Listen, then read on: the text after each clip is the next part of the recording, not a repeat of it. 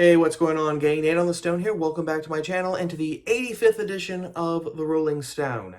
As I said in my last video, everything has changed again. We have entered into a period where the United States has gone from being a symbol of self-government, a self-ruling republic, into a totalitarian, brave new world. If you haven't seen that video yet, I would highly suggest that you watch it. And this edition of the Rolling Stone is going to be sort of a continuation of that. We've got a lot of ground to cover, especially with the dawning of the new administration, the Biden era, as the media is already calling it. So we're going to get into a little bit of that. We're going to get into a few other things too, especially some of my initial thoughts about what's going on in conservative circles because of all this. And then I'll probably dive a little bit deeper later on because ideas are funny things with me. There are times when I'll be scratching around, feeling like it's the bottom of the barrel, wondering, my God, what am I going to be making a video about? And then other times it's like the whole world explodes and you can't even get out the front door because there are so many ideas and possibilities that are blocking the door, and you need to get out, of course, because the dog needs to go for a walk, and there could be an Antifa mob trying to get in through the back door. So let's get started, shall we? And the first thing we are going to be talking about is the Biden administration, particularly the inauguration. But it's not going to be what you might think it is, because we are going to be talking about Amanda Gorman, who was Joe Biden's inaugural poet. She was tapped by the Biden campaign to be the inaugural poet. And let me just put it like this. I know absolutely nothing about Amanda Gorman. Well, that's not quite true. I know practically almost nothing about Amanda Gorman, save that she is 22 and that she is Black. She is a 22 Black female, or I suppose, as we should now say, she is a 22-year-old female identifying carbon-based life form, if it's not too presumptuous and insulting of us to assume that she identifies as a carbon-based life form. For all I know, she might identify as being made out of silicon. But she is now the youngest inaugural poet to ever grace an inauguration. And if I could just put a pause on that for a second, I despise the very idea of inaugural poets. FYI, there actually haven't been very many of them. There have actually only been, including Amanda Gorman, there have only been 6 inaugural poets in U.S. history. This isn't some tried and true tradition extending back to the bygone years of the Founding Fathers. I mean, if it was, then we couldn't even have inaugural poets, because obviously it was a racist practice steeped in white supremacy and Christian nationalism and the patriarchy. The first inaugural poet, quote-unquote, was actually Robert Frost. You might have heard of him. Robert Frost. In 1961, he was tapped by JFK, John F. Kennedy's campaign, to be the inaugural poet. And since then, there have only been 5 others. In 1993, Maya Angelou; 1997, Miller Williams; 2009, Elizabeth Alexander; 2013, Richard Blanco; and of course now 2021, Amanda Gorman. Have you noticed that it's only Democrats who choose inaugural poets? I wonder what the Freudian implications of that might be. But anyway, I despise the very idea of inaugural poets. Since the media started shoving Amanda Gorman into all of our faces, I wasn't even really aware that there were inaugural poets. That's how out of it I have been. But I despise the very idea of them, because here's my thing, gang. If the incoming president wants to recite some lines of verse in his inaugural speech, gesundheit! I would actually love more of that. I want more officials to actually be versed in the classics and to spice up their dull, rote, cookie-cutter speeches with some lines from Homer and Virgil and Tennyson and Shakespeare and Poe and Longfellow and Frost and anyone who's actually a genuine poet. We'll get to that in a second. And if he doesn't, if he wants to keep his speech short, blunt, and to the point, that's fine too. The idea, though, that there has to be an inaugural poet is this weird conflation, I think, when it's a weird conflation of culture and politics, when there shouldn't be any conflation between culture and politics, especially since in what is supposed to be a self-governing Republican society with elections every 4 years, the inauguration of a new president is not a historical moment, regardless of what the media and the forked tongues will keep saying. It's not. There are elections every 4 years. Someone wins, someone loses. Regardless, someone is inaugurated as president. That does not mean that we need to make it into the coronation of the next King of England.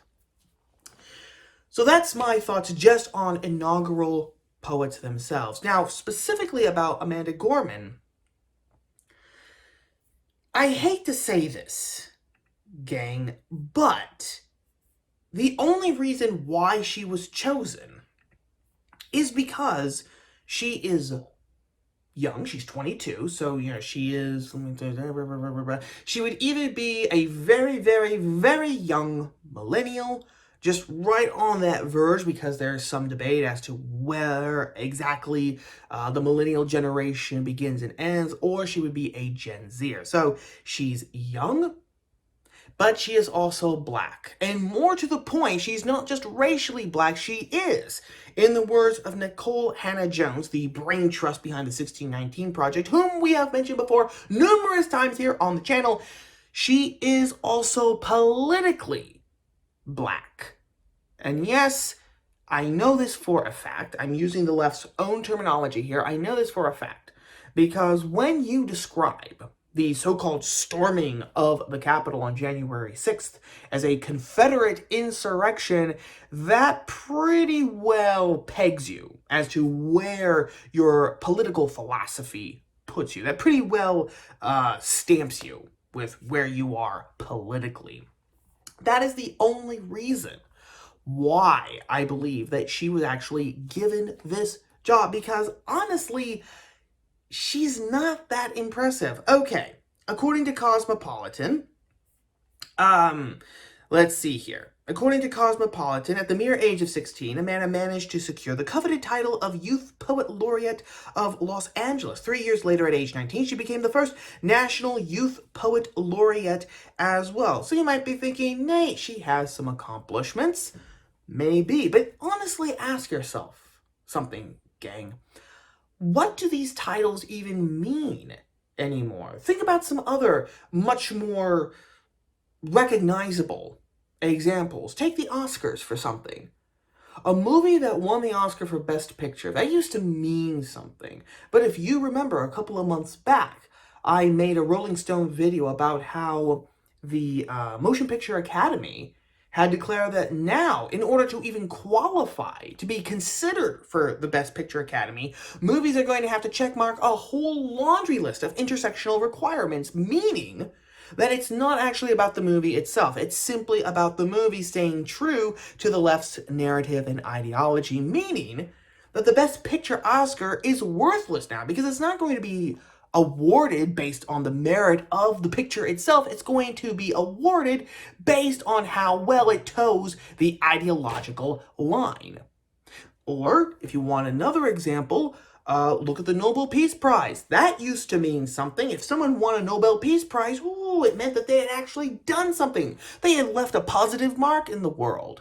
But if you cast your mind back to 2009, just a few months after being inaugurated himself, President Obama was awarded a Nobel Peace Prize when he hadn't done a single damn thing to deserve it. He won a Nobel Peace Prize. President Obama has gone down in history as being a Nobel Peace Prize winner simply because of the color of his skin. That was it. So simply because Amanda Gorman was a Youth Poet Laureate of Los Angeles and National Youth Poet the first National Youth Poet Laureate too. It's meaningless. And then, look at this too. First National Youth Poet Laureate. That means that the title was simply created out of whole cloth. So, again, not really any accomplishments. And yet, the left has made, they are now pushing her. In fact, it's almost rather pathetic, gang. But this girl, this 22-year-old politically black girl, practically upstaged Joe Biden himself. I mean, that's how bad it is. This is from the Washington Post. This story was written by a woman named Karen Attiah and was published January 21st, so the day of the inauguration. And Karen Attiah, writing in the Washington Post, said this, okay? Biden's inaugural words about unity and coming together were good and helpful and presidential, but it was Gorman's truth that was the necessary one. Joe Biden was the third wheel at his own inauguration. This is how insane it is. I should not say insane, because this is all planned. Like everything that the left does. The left is so good at either planning multiple steps ahead or being able to improvise on the spot. You gotta give them credit, okay? Give the devil his due. They are very good at that, diabolically good at that. But that is the level that it has reached. For a poem, that really is garbage. It's garbage. Let me just read. I'm not going to read you the whole thing, okay? First, because it would take too long. I don't want this video to be 35 minutes, like my last video was. Mea culpa for that. I had a lot to say about that topic. And second of all, because I don't want you guys to see me actually getting a brain aneurysm just by reading this tract, because I've already had to read it once, okay? So let me just read to you a few lines of Amanda Gorman's inaugural poem, The Hill We Climb. That's the title that she gave it, The Hill We Climb. When day comes, we ask ourselves, where can we find light in this never-ending shade? The loss we carry, a sea we must wade. We braved the belly of the beast. We've learned that quiet isn't always peace, and the norms and notions of what just isn't always justice.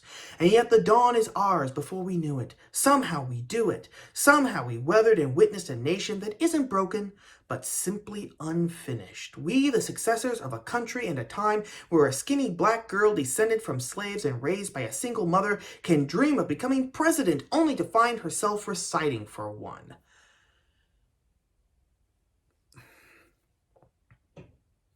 I will fully admit that I'm not a poet. Oh, I've scribbled a few lines here and there because I have a huge bloody ego at times.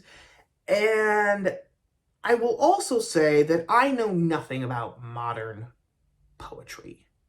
Really nothing at all. My sense of poetry kind of ends with G.K. Chesterton and T.S. Eliot. But this is not a poem, gang. This is not a poem. This is the first problem with this. Simply on an artistic level, this is not a poem. It doesn't, first of all, it doesn't rhyme. There's not even a narrative sense. There's not even a beat or a meter to it, especially that last part. We, the successors of a country in a time where a skinny black girl descended from slaves and raised by a single mother can dream of becoming president, only to find herself reciting for one. That could have been taken out of a speech, out of a prose speech. If you just took those few lines and separated it from everything else and just had somebody read it off the streets, no one would be able to tell you if it actually came from a poem or not. Now compare that to the first inaugural poet, like I mentioned, Robert Frost, okay? And just compare it to one of his more popular poems, Stopping by Woods on a Snowy Evening, okay? I'll read you the first two stanzas. Whose woods these are, I think I know. His house is in the village, though. He will not see me stopping here to watch his woods fill up with snow. My little horse must think it queer to stop without a farmhouse near, between the woods and frozen lake, the darkest evening of the year. Oh, night and day. Night and day difference with Frost. And remember, Frost, if you think back, to your high school English classes, assuming that the teachers were competent enough to actually give Robert Frost a mention in passing, Frost was a free verse poet. Okay, there's some rhyming here, but a lot of the time, he was free verse. He experimented with free verse. E. Cummings, another poet who is very well known for free verse. The difference between their free verse and Amanda Gorman's is that there you can tell that it's a poem. There's a beat, there's a meter, there's imagery too. My God, there is imagery. E. Cummings wrote a poem which I used to have memorized. I cannot remember the name of it right now. Let me see if I can find it really quickly. Ever we find, because it's beautiful. It's absolutely beautiful, gang. To give you an example. So, forgive me if I'm losing the beat of the video. It's called Maggie and Millie and Molly and May. This was E. Cummings, who was born in 1894-1962. Maggie and Millie and Molly and May went down to the beach to play one day, and Maggie discovered a shell that sang so sweetly she couldn't remember her troubles, and Millie befriended a stranded star whose rays 5 languid fingers were, and Molly was chased by a horrible thing which raced sideways while blowing bubbles, and May came home with a smooth round stone, as small as a world and as large as a loan. For whatever we lose, like a you or a me, it's always ourselves we find in the sea. That was E. Cummings' poem, Maggie and Millie and Molly and May. Compare that now again to Amanda Gorman. We, the successors of a country in a time where a skinny black girl descended from slaves and raised by a single mother can dream of becoming president, only to find herself reciting for one. Night and day difference. This is not a poem. This is an artistic abomination. In fact, it's almost, that's actually an even better word than I intended it to be, because it is. Because it is the masquerade of a poem that is now at the service purely of ideology. And I do not make that statement lightly, gang, because this poem, The Hill We Climb, was decidedly ideological. Let me just quote another part of it, okay? Excuse me. This is actually from a piece from The New Yorker, written by a woman named Masha Gessen, who actually back in 2012 or 2013, FYI, fully admitted on camera in an interview that the entire point of gay marriage, the legalizing of so-called gay marriage, was to eventually abolish marriage and the family altogether. So you can put that into your pipe and smoke it. This is from a piece by Masha Gessen published in The New Yorker, where she was talking about Amanda Gorman. Headline: Amanda Gorman's inaugural poem is a stunning vision of democracy. So this is part of what Masha Gessen says.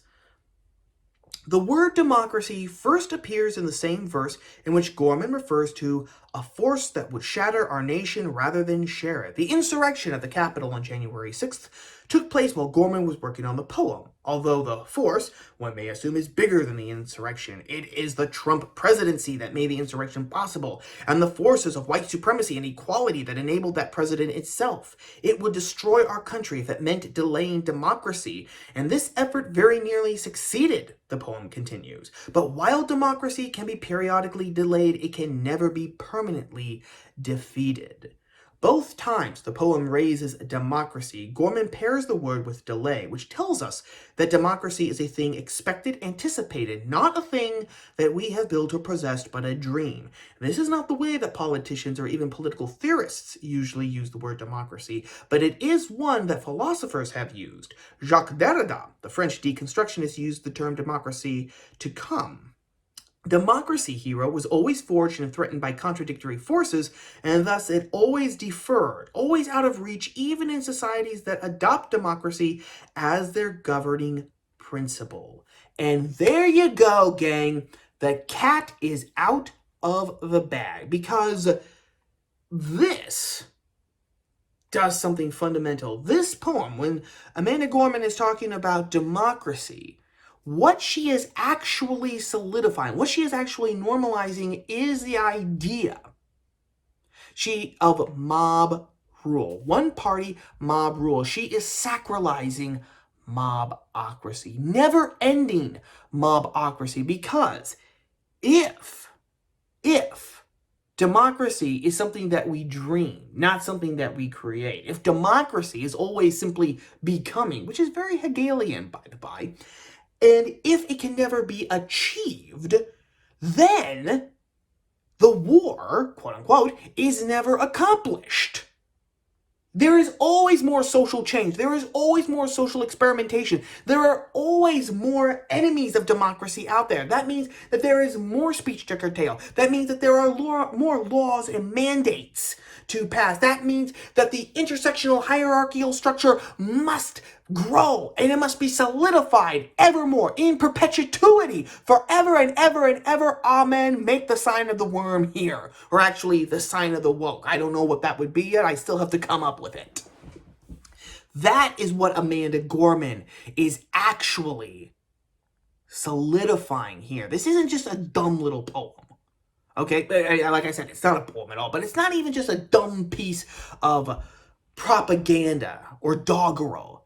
This is serious stuff, because what she was saying, she was actually incarnating the idea of what the left has now defined as democracy, which is them perpetually stomping their heel onto our faces because of our color, because of our religion, because of how we think, because we are not politically allies, or because we are not politically black or politically Hispanic or politically female, regardless of what the color of our skin or what our biological sex actually is, then that then allows them to keep crushing us over and over and over and over again.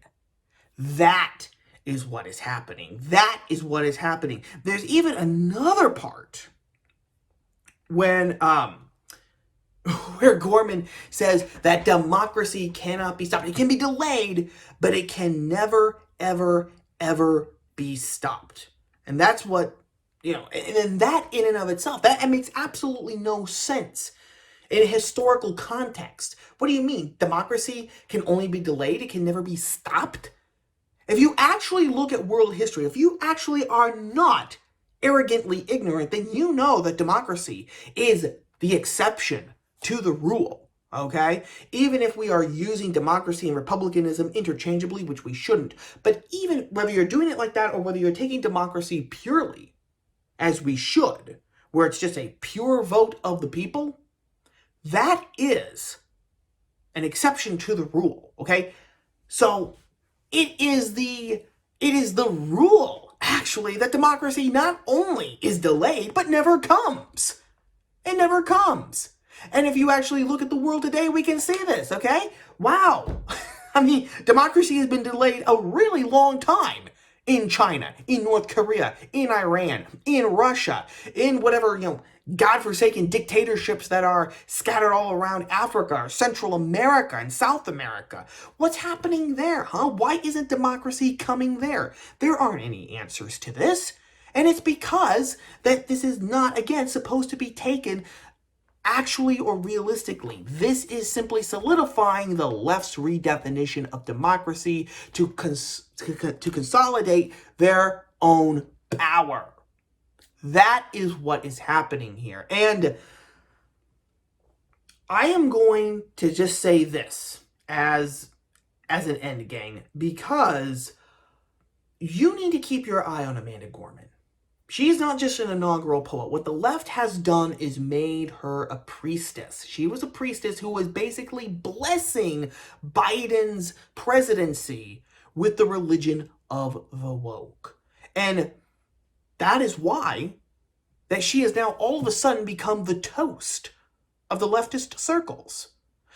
There was a story in Forbes that said that her books, her future books, because of course she's writing a children's book, it's gone to the top of Amazon's charts. Even more than that, she wants to run for president. She says, in 2036, I'm going to run for president. The only good side to the Chinese just officially annexing us as some sort of colonial provinces, because that'll just make the paperwork a lot more smoother to transition if they just outright annex us to China, is that we will be delayed that fate. We won't have to suffer that fate. The most that she'll be able to do is just some provincial American Chinese Party chairwoman or chair thing or whatever the term is at that point. Because unfortunately, if recent events have showed us anything at all, gang, it is never to underestimate what the public is willing to swallow. If Amanda Gorman reigned for president in 16 years, based solely on the fact that she was the youngest inaugural poet who also happened to be politically black,